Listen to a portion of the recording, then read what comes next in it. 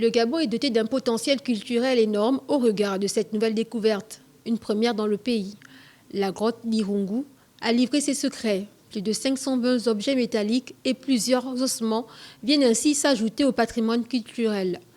Alors on a pu justement prélever ces objets. On s'est rendu compte qu'on avait à peu près plus de 530.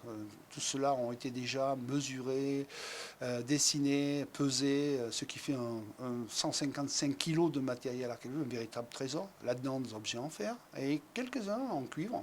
Donc on a prélevé une vingtaine de fémurs, mais le collagène sur 10 n'a pas marché, mais sur 10 autres a bien marché. Donc on a 10 datations. Et ces datations se calent sur entre 1280 au plus vieux et 1450 au plus jeune. Pour le scientifique, la découverte d'un sépulcre parmi les objets est une aubaine pour la recherche.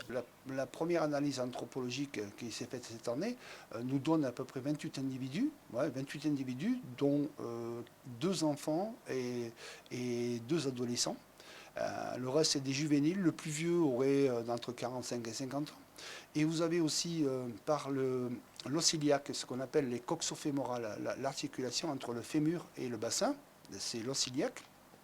Dans l'os iliaque, on peut définir si c'est un homme ou une femme, puisque les femmes accouchent, donc les os iliaques qui sont différents. Et on a pu déterminer sur une trentaine d'os iliaques qu'on a trouvés, 17 ont été déterminés. Sur les 17, on a 7 femmes.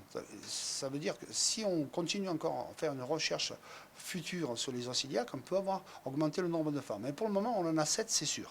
Pour l'instant, il n'a pas été encore déterminé de quoi sont mortes ces personnes. Seuls les résultats des analyses d'ADN en cours pourront prochainement éclairer l'opinion sur leur origine.